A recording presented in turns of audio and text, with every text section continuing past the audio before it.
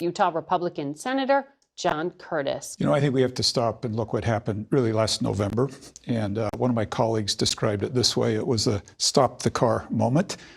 Those of us who have had young kids and have been on family vacations know what a stop the car moment is. And I think in many ways, the American people said, stop the car. We want dramatic change.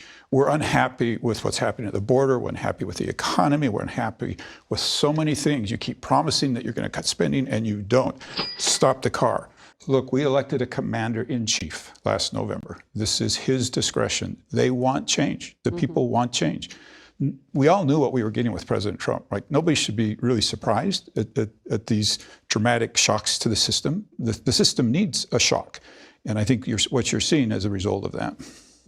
American people have asked for change. They've lost confidence in so many things. They want to see dramatic change. That was a stop the car moment. And what happened at the Pentagon was a stop the car moment. Let's make some change. We've tried subtle changes. We've tried the easy changes. We've tried working around the edges.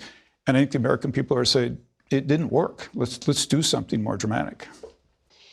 Yesterday, federal employees also received an email, I'm sure you've heard, telling them to reply by midnight Monday to a message with 5 bullet points of what they accomplished in the last week. Elon Musk tweeted, failure to do so would result in firing.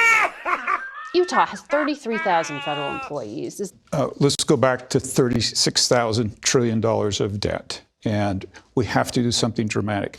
It's not just about efficiency, though. I mean, the president himself has characterized this as getting rid of bad people. You're fired. Get out of here. But the reality of it is we have 3 million federal workers. Not all of them do. Many aren't coming to work. In my business... Working from home, you mean? Working from home. Let's hope they're working from home. We don't know. That's why the email. What are you doing?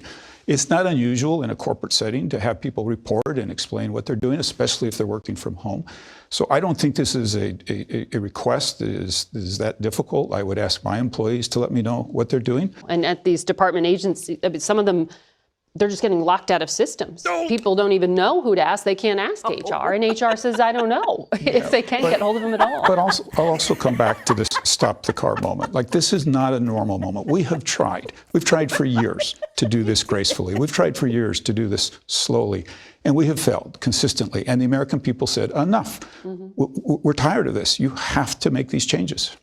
So do you believe the president has the unilateral authority to cancel funds appropriated by Congress?